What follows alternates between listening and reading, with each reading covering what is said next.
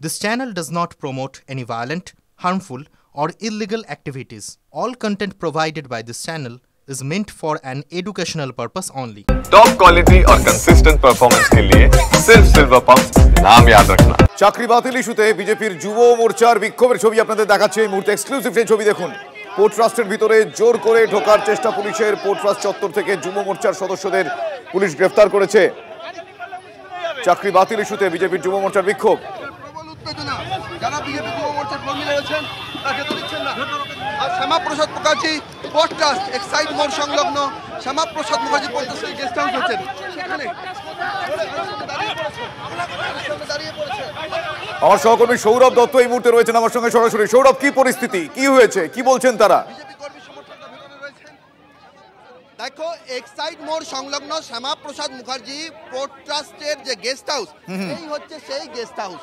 এই গেস্ট হাউসের ভেতরে বিজেপি যুব মোর্চার কর্মী সমর্থকরা যারা আজকে 26,000 চাকরি বাতিলের প্রেক্ষিতে কালীঘাট অভিযানের ডাক দিয়েছিলেন, সেই চাকরি প্রার্থীদের হয়ে এখানে যারা বিজেপি যুব মোর্চার কর্মী সমর্থকরা রয়েছেন তারা এখানে রয়েছেন। সেই খবর পেয়ে পুলিশের তরফে একটি দল, সেই কলকাতা পুলিশের তরফে একটি দল, কলকাতা পুলিশের পদস্থ কর্তার তরফে তারা পোর্ট ট্রাস্টের গেস্ট হাউসের ভেতরে ঢোকেন।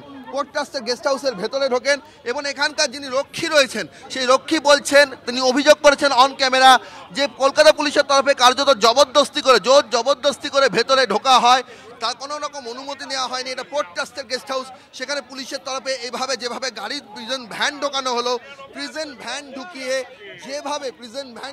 যেভাবে বিজেপি যুব মোর্চার কর্মী সমর্থকদের তোলা হলো, কলকাতা পোর্ট ট্রাস্টের যিনি রক্ষী রয়েছেন তিনি বলছেন কলকাতা পুলিশ কার্যত কোনো কথাই শুনতে চায়নি। তারা বল প্রয়োগ করে বিপুল পরিমাণ ফোর্স, পদস্থ কর্তাদের নেতৃত্বে বিপুল পরিমাণ ফোর্স নিয়ে তারা ঢোকেন এবং একই সঙ্গে যারা প্রিজন ভ্যানে ছিলেন, ভ্যানে যারা কর্মীরা ছিলেন তারাও কিন্তু বিজেপি কর্মীরা যারা ছিলেন যুব মোর্চার কর্মীরা তারাও বলেন যে পোর্ট ট্রাস্টের গেস্ট হাউসের ভেতরে তারা তাদেরকে যেভাবে পুলিশ ভেতরে ঢুকে হানা দিয়ে যুব মোর্চার কর্মী সমর্থকদের প্রিজন ভ্যানে তুলেছেন, সেটা আইনত করা যায় না, এমনটাই তাদের দাবি, এমনটাই তাদের বক্তব্য।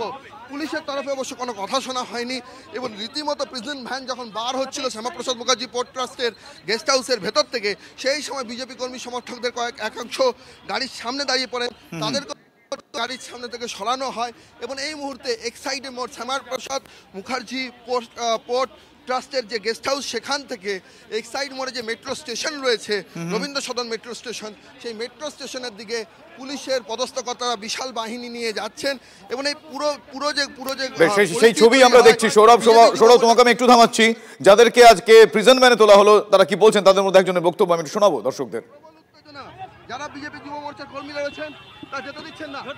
আর Shyamaprasad Mukherjee port trust Exide মোড় সংলগ্ন শ্যামাপ্রসাদ মুখার্জি পোর্ট ট্রাস্টের গেস্ট হাউস হচ্ছেন, সেখানে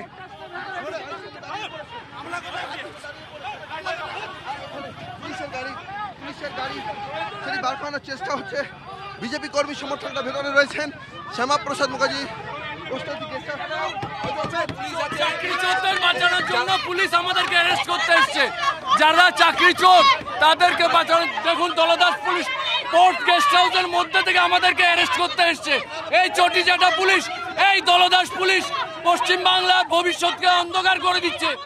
চিন্তা করুন, আমাদের এই কয়েকজন কার্যকর্তাকে গ্রেফতার করার জন্য কত পুলিশ ভেতরে কেন্দ্রীয় সরকারের প্রকল্পের মধ্যে ঢুকে আমাদেরকে অ্যারেস্ট করে নিয়ে যাচ্ছে। আমরা ধিক্কার জানাই মমতা ব্যানার্জিকে।